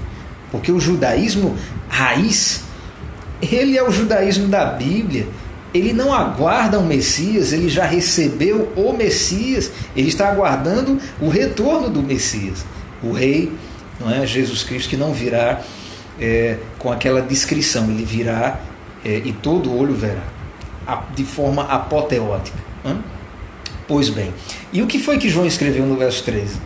Bem-aventurados os mortos que desde agora morrem no Senhor. Dá uma parada aí. A gente viu, e aí eu coloquei aqui vários textos, a gente viu que lá no capítulo 13 de Apocalipse, esses três poderes, o dragão, a besta do mar e a besta da terra, ou seja, Satanás, a Igreja Católica Apostólica Romana, as suas filhas evangélicas, ali embasados no poder político dos Estados Unidos, a besta da terra, que a Bíblia também o chama de falso profeta, ele será, não é? São profecias a se cumprirem ainda. Essa trindade, o que é que esse pessoal vai fazer? No capítulo 13, eles irão estabelecer que só vai comprar, só vai vender, só vai ter, não é, relações financeiras trabalhistas aqueles que se submeterem às crenças deles. E aí os sabatistas, os criacionistas, aqueles que acreditam no sábado, no Gênesis, na lei de Deus, eles vão ser perseguidos. Alguns serão mortos. A Bíblia diz que as bestas, elas vão perseguir e vão matar. Olha a promessa para esse pessoal: bem-aventurados os mortos que desde agora morrem no Senhor. Por que bem-aventurados? Primeiro, sim, diz o Espírito. Quem está falando é o Espírito Santo. O Espírito Santo, ele não é uma força, ele é uma pessoa, ele fala, entende? O que mais? Para que descansem das suas fadigas. Então vamos lá, essas fadigas, esse cansaço de ser perseguido, de semear e não receber muitas vezes acolhida, esse pessoal vai descansar, eles vão, não é, ser perseguidos e morrer. Talvez alguns dentre nós compramos essas profecias aqui, mas imagina o Senhor Deus dizendo: olha, bem-aventurados os mortos que desde agora morrem no Senhor, e ressuscitando esse pessoal antes da volta de Jesus. Eu coloquei ali, não é, alguns textos, e naqueles textos, quando a gente lê, por exemplo, Daniel capítulo 12, verso 2, fala de uma ressurreição prévia, antes da volta de Jesus. Ele vai ressuscitar algumas pessoas. Por exemplo, aqueles soldados que o traspassaram, Jesus, ele disse: olha, vocês serão ressuscitados para verem que eu não sou um falso Messias, eu sou o próprio Deus, o verdadeiro que viria para Israel e para o planeta, não é? E aqueles soldados romanos, alguns, não é, líderes judeus, eles serão ressuscitados. Era Jesus mesmo.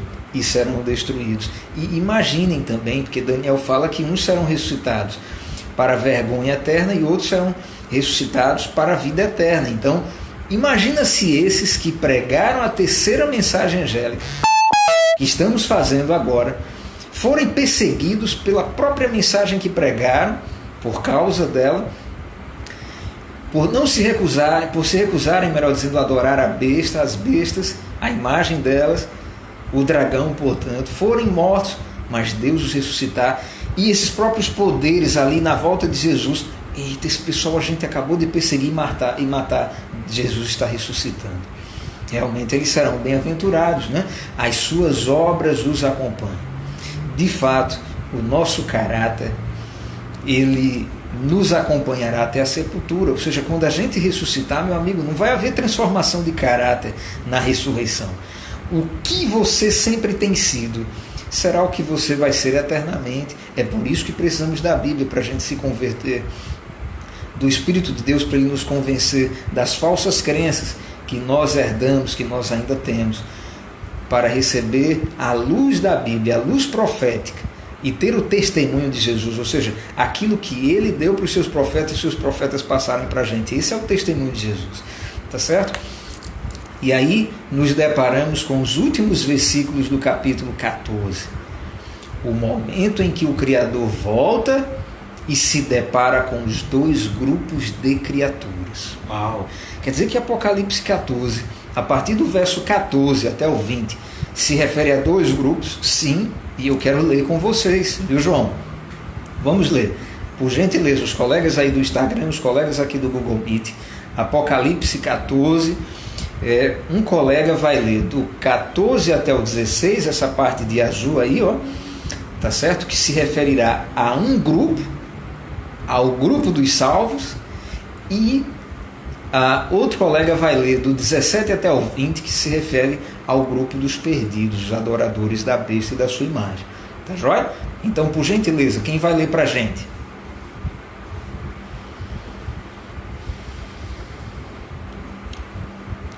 Posso ler, Deus? Por favor. Olhei e eis uma nuvem branca, e sentado sobre a nuvem, um semelhante a filho de homem, tendo na cabeça uma coroa de ouro e na mão uma foice afiada. Outro anjo saiu do santuário, gritando em grande voz para aquele que se achava sentado sobre a nuvem: toma a tua foice e ceifa, pois chegou a hora de ceifar, visto que a seara da terra já amadureceu. E aquele que estava sentado sobre a nuvem passou a sua foice sobre a terra, e a terra foi ceifada. Joia. A amiga Clau, como sempre, participando aqui com a gente. Percebam os detalhes. Olhei e eis uma nuvem branca, e sentado sobre a nuvem um semelhante a filho de homem. Olha que coisa maravilhosa. Essa é a volta do nosso Salvador, meus amigos. Não é? É Jesus Cristo voltando. É Ele cumprindo a mais maravilhosa promessa que ele já fez à humanidade. Ele retornar. Mas observe, Ele agora tem uma coroa que não é mais de espinhos, é uma coroa de ouro. Agora na mão Ele tem uma foice afiada. Símbolos de que Ele virá colher. Colher o quê? O fruto do seu penoso trabalho, como o profeta Isaías no capítulo 53, versos 11 e 12, ele diz ali para a gente, entende? Vocês se lembram também de Mateus 13, onde Jesus ele falava daquela parábola do trigo e do joio, correto? Aqui, olha, ele virá colher o trigo, e se ele virá colher do trigo, isso quer dizer que ele vai separar trigo e joio. Que momento maravilhoso! Já pensou a gente fazer parte do trigo de Deus? Que coisa maravilhosa, não é? Esse momento chegará, e será logo depois, dessas cenas que a terceira mensagem angélica ela avisou para a gente. Tá certo? Chegará a hora de ceifar. E a terra ela já estará madura, claro, todas as pessoas elas terão tido a oportunidade de sair das suas crenças inventadas, das crenças inventadas por homens, para a revelação. para mostrar se elas realmente têm a Deus como Senhor, se elas são criaturas, ou se elas querem viver a sua vida não é longe do Criador. E aí é onde está. Quem criou a vida foi Deus, então ele terá todo o direito de pegá-la de volta. Tá certo? E ainda mais, porque se ele não pegar de volta, ele não terá sido justo. Porque essas pessoas que querem viver a parte de Deus, elas maltratarão os seus irmãos, têm maltratado desde Caim, entende? Se Deus não vier para destruir os Caíns, ele estará cometendo uma injustiça, porque os Caíns só existem para tirar a vida dos Abéis. Entende o que eu quero dizer? Então chegou a hora e ele vem. Mas observe que do 14 ao 16 fala da colheita do trigo. Quando a gente estuda o Antigo Testamento, a gente percebe que havia duas colheitas principais: a colheita do trigo e a colheita da vindima ou da uva.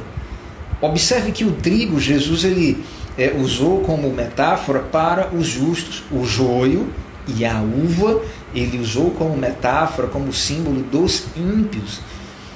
E aí os justos, os obedientes, mesmo falhos, mesmo cometendo as suas trapalhadas, mas não porque a gente é escravo do pecado, mas porque nós somos descendentes de pessoas que foram pecadoras. Entende? A gente só vai deixar de ser pecador na glorificação, quando recebermos a vida eterna, e isso só depois da volta do nosso Senhor. Até lá a gente vai pecar, mas há uma diferença. Existem aqueles que pecam estando salvos e aqueles que pecam por não estarem salvos. Correto? A salvação, ela não torna uma pessoa perfeita. Não. Ela prepara a pessoa para um dia ser perfeita. Por outro lado, a desobediência, ela prepara a pessoa para deixar de existir, para receber, não é, a recompensa da sua rebeldia. Você escolheu viver sem Deus. Ok, sendo que viver sem Deus, isso é sinônimo de morte. Haverá então uma destruição para essas pessoas. Mas do 14 ao 16, Deus, ele enfatiza que ele voltará para colher o trigo. Acontece que para você colher o trigo, e aí de novo, essas imagens lá do Antigo Testamento, o pessoal peneirava o trigo, né? Os grãos, eles peneiravam para que a palha saísse e ficasse o grão. Hoje em dia nós temos aqui, não é, na nossa cultura, por exemplo, os nossos amigos pedreiros, quando eles vão ali peneirar a areia, o que é que acontece? A areia boa sai. O que fica na peneira são aquelas pedras, aqueles pedregulhos, correto? No tempo em que João escreveu essas palavras aqui do Apocalipse, o peneiramento, tá certo? Acontecia de uma forma contrária. A palha é que saía, o trigo ficava na peneira. Hoje nós vivemos o tempo do peneiramento, e esse tempo ele vai se intensificar nos cumprimentos dessas mensagens angélicas. A primeira já se cumpriu, a segunda está se cumprindo, a terceira se cumprirá. Então, quando esses poderes religiosos e políticos nos pressionarem, meus amigos, a palha, o trigo, vai permanecer guardado, mas a palha, os falsos cristãos, eles vão manifestar, não é, o seu caráter da besta, o seu caráter idólatra, rebelde, que coloca a criatura no centro e não o Criador. Esse pessoal, não é? Esse pessoal vai, assim como a palha, esse pessoal vai deixar o corpo de Jesus Cristo. Vai ficar ainda mais claro, não é, a divisão entre o trigo e o joio. E de novo estamos estudando isso para a gente fazer parte desta colheita, da colheita do trigo. A gente não pode ser palha. Devemos aguentar o peneiramento, a sacudidura, né? A sacudidura, ó, dá uma saculejada, mas para que o caráter do trigo ele seja formado, não é? O caráter de ouro, ele é formado no fogo da provação, no fogo da dificuldade, no fogo da obediência aos 10 mandamentos. Agora, aquele que não precisa obedecer mandamentos, como é que ele vai desenvolver o caráter cristão dele? Se tudo é permitido, se tudo é lícito, comer de tudo, vamos lá, comer de tudo, porque Jesus purificou os alimentos, as carnes. Crença falsa.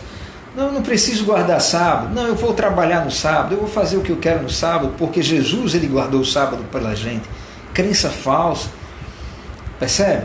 Então, o caráter cristão, ele é formado pelas crenças reveladas pelos profetas, pela obediência aos 10 mandamentos.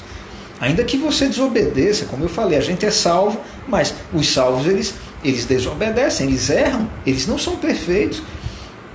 Mas há uma diferença grande, assim como o trigo e a sua palha, entre os salvos e aqueles que não são salvos. Mas atualmente os dois dizem que são salvos, né? Na verdade, quem é salvo geralmente não se preocupa muito em dizer que é salvo. A gente pede misericórdia a Deus. Ó Senhor, tenha piedade de mim. Não é assim? Mas aquele que talvez não esteja salvo, ele exalta muito a sua salvação. Isso é perigoso. Estamos ainda no momento da sacudidura, no momento do peneiramento. E devemos mostrar que somos salvos, não falando, mas vivendo, obedecendo, conhecendo aquele que a gente não é professa adorar. Primeira parte, a colheita do trigo. Agora vamos à colheita da uva. E olha que cena sangrenta, que cena de terror. Por gentileza, Apocalipse capítulo 14, os versos do 17 até o 20. Quem vai ler para a gente? Por favor. Então saiu do santuário e se encontra no céu outro anjo, tendo ele mesmo também uma foice afiada. Saiu ainda do altar outro anjo, aquele que tem autoridade sobre o fogo, falou em grande voz ao que tinha a foice afiada, dizendo: toma a tua foice afiada e ajunta os cachos da videira da terra, porquanto as suas uvas estão amadurecidas. Então o anjo passou a sua foice na terra, e limou a videira da terra, e lançou-a no grande lagar da cólera de Deus.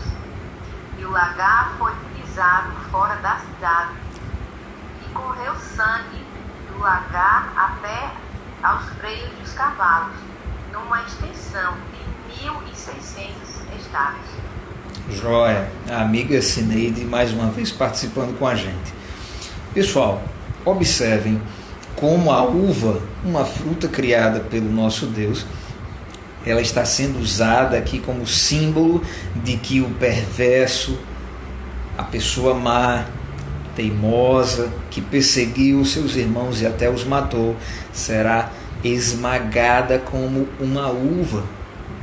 E o cenário, ele realmente, como eu falei, ele é sanguinolento, é de uma carnificina, porque fala de sangue jorrando, não é? E aí eu quero trabalhar esses símbolos com vocês nas considerações finais. Estamos encerrando, não é, o capítulo 14 de Apocalipse. Passamos aí meses e meses estudando esse capítulo. A primeira consideração final: após a pregação das 3 mensagens angélicas, aparece o retorno do Rei Jesus. A primeira mensagem angélica começou lá em 1844. O julgamento começou no santuário celestial. Muito bem. A segunda mensagem angélica segue a primeira. Caiu a grande Babilônia. Devemos dizer que as instituições, as igrejas construídas por homens, que se afastaram das verdades bíblicas, elas, perante o tribunal de Deus, lá no céu, o santuário, serão consideradas em falta. Elas, perante Deus, caíram, não servem mais como representantes suas. Entende? E nós devemos avisar isso para as pessoas. E aí vem a terceira mensagem angélica: olha, se vocês insistirem, vocês irão adorar a besta, receber a marca, o número, e serão destruídos no lago de fogo. Deixarão de existir eternamente. Mas a perseverança do trigo é guardar os mandamentos de Deus e ter a fé de Jesus. Então, depois dessas pregações, Jesus volta. Ponto final. Entende? Segunda consideração final: a volta do Senhor sobre a nuvem será visível, audível e estrondosa. Irmãos evangélicos, por favor, pelo amor de Deus, acabem com essa história de arrebatamento secreto. Entende? Isso é ficção, isso é lenda, isso é má interpretação das escrituras sagradas dos profetas de Deus. Igreja arrebatada, igreja vai para cima, o mundo ainda vai continuar aqui. Meu amigo, isso não existe. Jesus Cristo claramente ele virá visivelmente.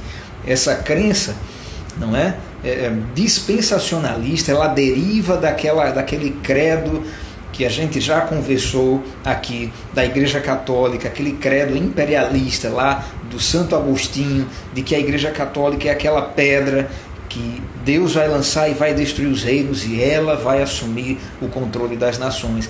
Quem vai assumir o controle das nações, de fato, é a Igreja Católica, mas sob a autoridade do dragão. As igrejas evangélicas, se continuarem com essas crenças, não é, de inferno eterno, de que o sábado já passou, de que temos um negócio dentro da gente que se chama alma e que existe para sempre, essa crença de arrebatamento secreto, meus amigos, vocês serão facilmente enganados pelas bestas, pelo falso profeta, tá certo? Então isso é muito sério. Jesus Cristo virá sobre a nuvem do mesmo modo como ele subiu. Ele disse isso em Atos, ali no capítulo 1, a partir do verso 9. Do jeito que Jesus foi, ele virá. Todos o verão. Não tem esse negócio de que alguns verão. Na verdade, ele até disse em Mateus 24, ali no verso 24, cuidado, se disserem, ele veio, ele está ali, não acreditem. Por quê? Porque quando ele vier, todo mundo vai ver. Todo mundo vai ver Jesus Cristo. Não se preocupe. Ele não vai deixar você dormindo. Ele vai lhe acordar se você estiver dormindo. Tá certo? Maravilha. Nela, na volta de Jesus, os justos, ou seja, o trigo, não é? Serão recolhidos e glorificados. A Deus pecado, a Deus natureza carnal que nos faz pecar. Isso não vai mais existir a partir daquele momento. Ele vai nos glorificar. Por outro lado, os rebeldes serão esmagados como uvas maduras. E aqui fica uma lição. A gente não deve ter pena, não. Porque aqueles que serão esmagados serão os mesmos que antes esmagavam aqueles fiéis servos de Jesus. Meu amigo, cada um procura o seu destino. Deus criou o livre-arbítrio e você escolhe. Você quer ver para sempre? Você sabe o que deve fazer. Creia no Senhor Jesus Cristo, obedeça os seus mandamentos, viva uma vida reta, não se corrompa, não se desvie nem para a esquerda nem para a direita, não ceda às tentações desse mundo, estude a Bíblia, abandone essas séries de televisão que só sugam o tempo da gente, gaste tempo com a Bíblia. Tem tanta coisa que a gente não conhece na Bíblia.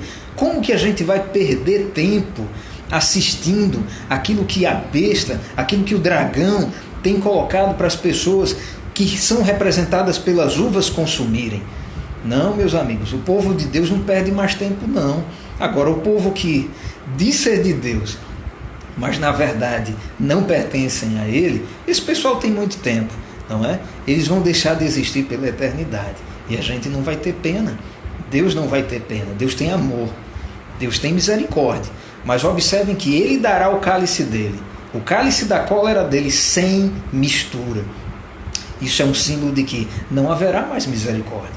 Mas vejam que isso também não quer dizer que a pessoa vai ficar queimando para sempre. Tem nada a ver. Quer dizer que a pessoa vai... Imagine a Arca de Noé. Deus fechou a porta. As pessoas batiam na arca. Por favor, eu me arrependo agora. Olha, agora eu acredito. Eu quero entrar na arca. E eu imagino que se Noé tivesse a chave, ele abriria a porta. Mas quem fechou a porta foi Deus. Da mesma forma, quando a porta do santuário celestial for fechada, quando Jesus ele tirar suas vestes sacerdotais de juiz e vestir as vestes de rei, meu amigo, não vai adiantar mais você dizer, não, Senhor, agora eu vou guardar o sábado. Não, Senhor, eu prometo obedecer aos mandamentos. Eita Deus, eu vou começar a estudar a Bíblia. Desculpa, a porta se fechou. Você não quis. Não se muda caráter de uma hora para outra. O tempo é agora. Estamos estudando a Bíblia. Então devemos aproveitar a oportunidade. Porque se você tem a oportunidade e não modifica o seu caráter, meu amigo, então você já está recebendo a marca da besta, não é assim? Você já está endurecendo o seu caráter. Isso é muito perigoso.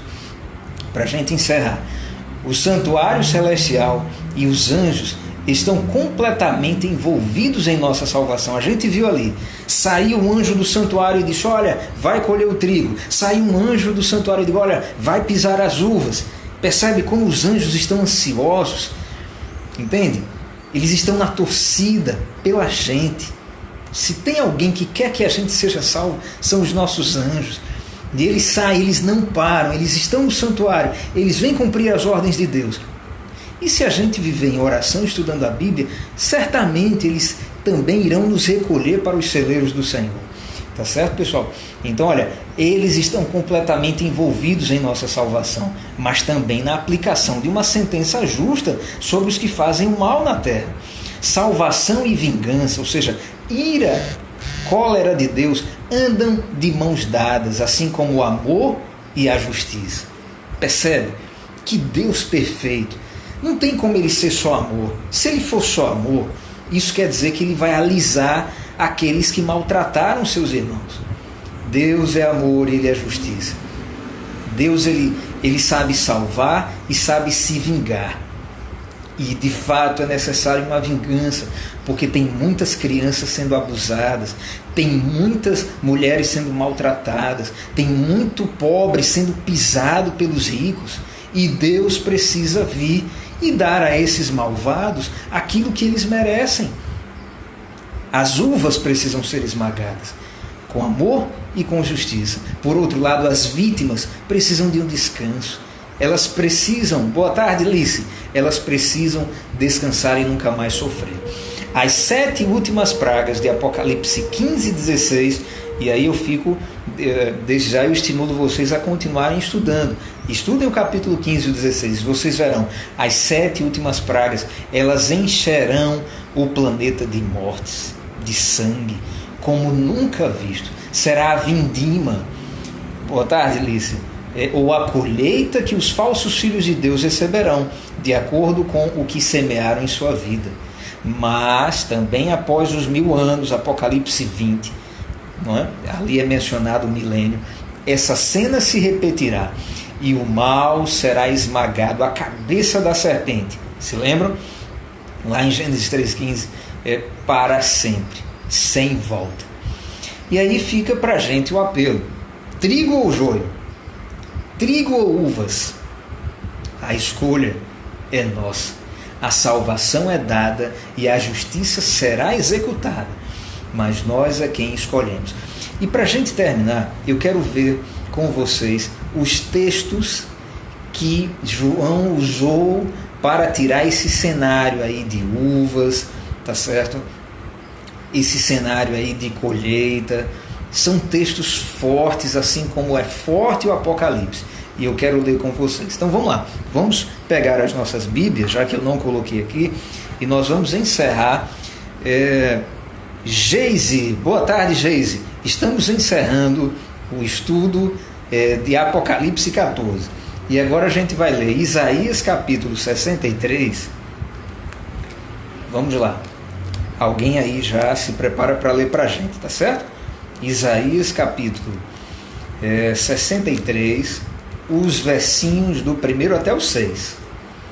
Isaías, por favor, 63, do 1 ao 6. Quem é este que vem de Edom, de Borja, com vestes de vivas cores, que é glorioso em sua vestidura, que marcha na plenitude da sua força? Sou eu que falo em justiça, poderoso para salvar. Porque está vermelho o traje e as suas vestes, como as daquele que pisa uvas no lagar. O lagar eu pisei sozinho, e dos povos nenhum homem se achava comigo. Pisei as uvas na minha ira, no meu furor as esmaguei, e o seu sangue me salpicou as vestes, e me manchou o traje todo. Porque o dia da vingança me estava no coração, e o ano dos meus redimidos é chegado. Olhei, e não havia quem me ajudasse, e admirei-me de não haver quem me sustivesse. pelo que o meu próprio braço me trouxe a salvação e o meu furor me susteve. Na minha ira pisei os povos, no meu furor embriaguei-os, derramando por terra o seu sangue. Olha só, pessoal, que profecia tremenda, não é? E daí a gente percebe como João, lá em Apocalipse 14, nos versos do 17 até o 20, como ele extraiu dessa profecia essa imagem aí da vindima, do esmagamento das uvas, entende? Aqui o Senhor Jesus está dizendo, olha, eu pisei o lagar sozinho. De fato, Jesus, ele está no comando do julgamento lá no santuário celestial. Sabe por quê? Porque o Pai, Deus o Pai, ele é réu. Ele é réu. Satanás o acusou de ser um Deus tirânico, que só quer adoração, um Deus vaidoso. E ele bondosamente se afastou da direção do universo e colocou Jesus para julgar. E Jesus julga entre Deus e Satanás. E aí todo grande conflito ele é desenrolado aqui no planeta Terra, mostrando claramente que quem é o tirânico, quem é o déspota, é Satanás. Deus o Pai, não. Jesus veio revelá-lo. Ele disse para Felipe, Felipe, há tanto tempo você está comigo, rapaz, e você não conhece o Pai. Quem me vê, vê o Pai. O Pai é tão bondoso como Jesus. O Pai é tão manso como Jesus. O Pai, ele ama a gente como Jesus ama. Entende?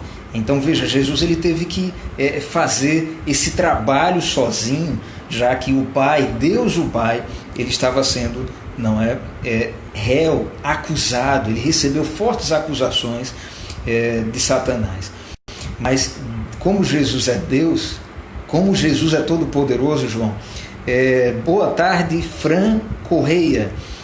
O que é que acontece? Ele disse, olha, o meu próprio braço me trouxe a salvação. Uau! O nosso Deus não são estátuas. O nosso Deus não são crenças de igreja, crenças falsas, né? Se as igrejas têm as crenças da Bíblia, maravilha, que elas ensinem as crenças da Bíblia, são reveladas por Deus. Mas o nosso Deus é Jesus Cristo e ele tem vida própria. Ainda que Satanás o matou na cruz, mas não tem problema, ele ressuscitou. E ele está julgando. Ele está julgando e em breve ele vai separar trigo e joio, aqueles que maltrataram e aqueles que foram maltratados. E os maltratados terão descanso eterno. Já aqueles que maltrataram, esses vão deixar de existir para sempre. Para sempre. Então, Isaías capítulo 63, essa profecia, ela se cumprirá na volta de Jesus e no esmagamento dos perversos. E agora nós vamos ler Joel. Olha que outra profecia fabulosa. O livro do profeta Joel está logo depois de Daniel, não é, pessoal? Você tem Daniel, você tem Oséias, aí você chega em Joel, tá certo? Vamos ler a última passagem do nosso estudo de hoje e do nosso estudo geral, porque estaremos encerrando Apocalipse 14 hoje, tá certo? Passaremos aí uma temporada sem nos vermos aos sábados à tarde.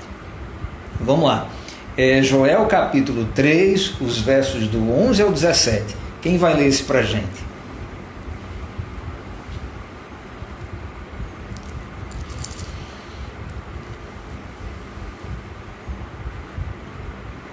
Joel capítulo 3, os versos do 11 até o 17.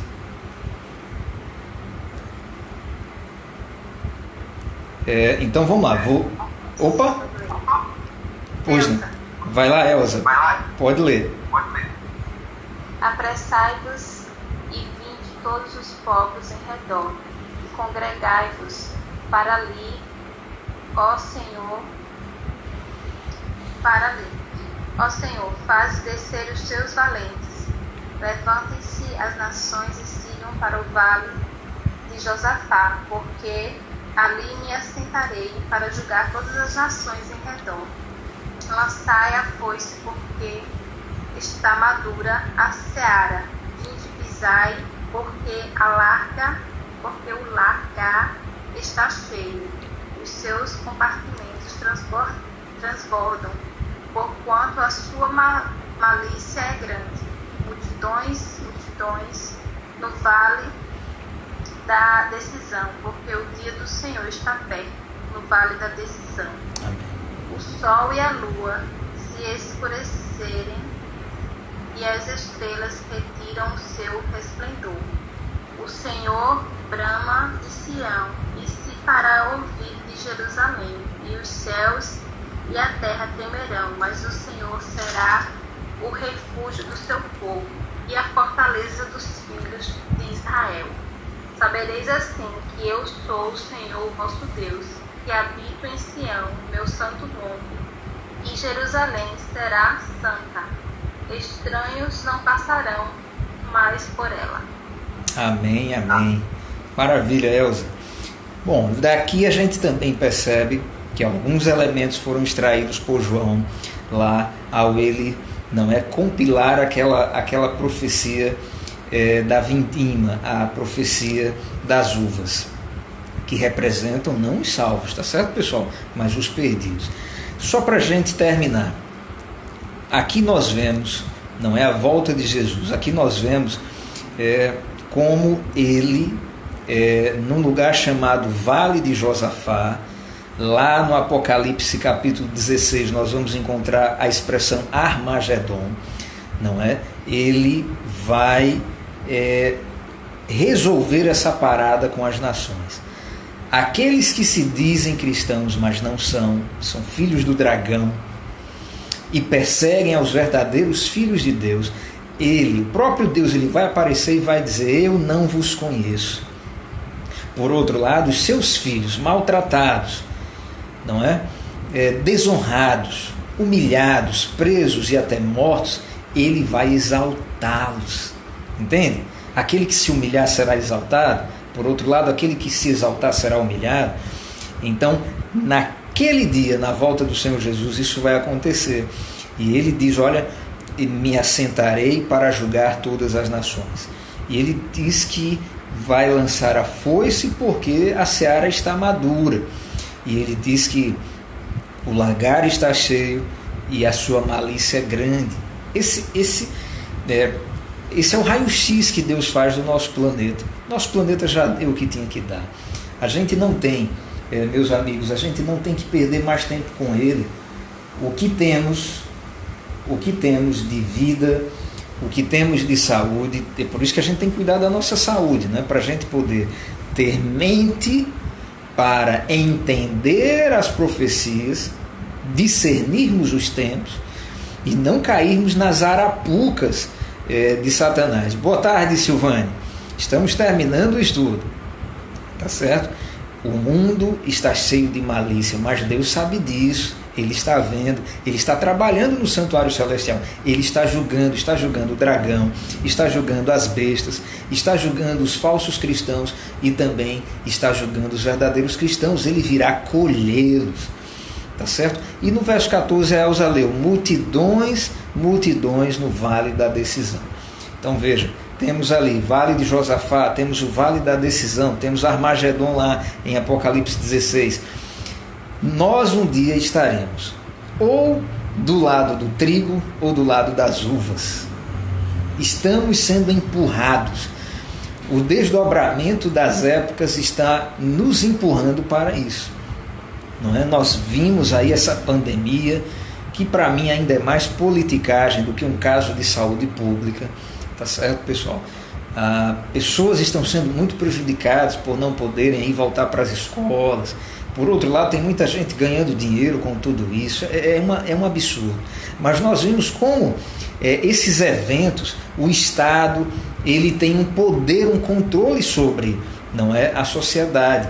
E quando Igreja Católica, igrejas evangélicas se juntarem com o Estado, com os governantes, aí é que o controle vai ficar ainda mais acirrado.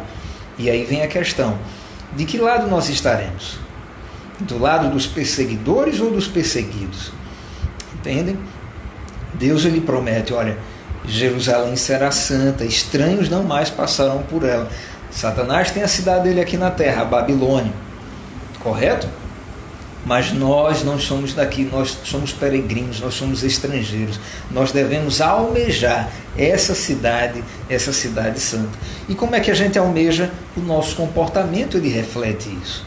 Então, que Deus nos abençoe, nos dê o seu caráter, o seu selo, o Espírito Santo, a obediência aos seus mandamentos, para que o nosso caráter seja de cordeiro, não seja como o caráter do dragão, para que o nosso comportamento seja um comportamento de um pessoal realmente que é cristão, que conhece a fé que professa, que conhece a Bíblia que diz estudar. Tá certo? Para que outros irmãos católicos, eles percebam o perigo que correm e se juntem a nós. Para que outros irmãos evangélicos percebam o perigo que eles vivem nas crenças falsas que eles professam e se juntem a nós. A nós quem? Ao corpo de Jesus Cristo, à igreja de Deus aqui na terra. E ele virá para dizer, não é quem é o remanescente. O remanescente, aqui na terra, são os que guardam os mandamentos de Deus. Têm o testemunho de Jesus, acreditam nos profetas de Deus e também têm a fé de Jesus. Tá certo? E aí encerramos essa saga, essa maratona aí de 16 sábados seguidos estudando Apocalipse 14. Só estudamos Apocalipse 14, viu, Dirlene? Então veja, temos uma vida toda para a gente estudar de Gênesis ao Apocalipse. E como é bom a gente estudar escavando profundamente, não é? Sem pressa.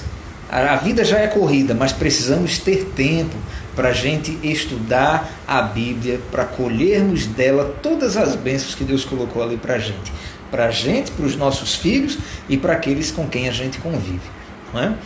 Então, desde já obrigado à companhia dos colegas, dos amigos, aqueles que nos ajudaram nas participações, que convidaram outros colegas para estarem aqui com a gente. Que Deus os abençoe. E, por favor, continuem estudando. E repliquem, repassem aquilo que vocês aprenderam para outros colegas, para outros parentes, porque a luz ela vai sendo ampliada e muitas pessoas que estão em Babilônia, na cidade do dragão, elas virão para a cidade santa, a cidade do Cordeiro, não é? Então, agora nós iremos encerrar com uma oração. Amém, Dilene? A todos nós, minha amiga. E vamos fazer exatamente esses pedidos ao nosso Deus. Que Ele nos torne trigo, que Ele, não é, tenha piedade de nós e também daqueles que a gente deseja salvar, daqueles que a gente gostaria de semear e ver que o pessoal está entendendo, né? Quantos alunos, quantos colegas a gente tem que a gente semeia e o pessoal parece endurecido, não é assim? Nós devemos ter paciência. Aqui está a paciência, não é? Ou perseverança dos santos. Devemos ter essa paciência, devemos ter a impaciência, ela é manifestada por quem está se perdendo, não por quem está se salvando. Se o pessoal não aceita agora, tudo bem, paciência, estamos semeando. Um dia essas sementes farão sentido na cabeça deles com o desdobramento dos eventos, entende, pessoal? E aí muitos deles vão se lembrar daquilo que a gente semeou, e eles vão dizer, oxe, eu vou estar do lado do Cordeiro, eu não quero nada de besta para a minha vida. Tá certo?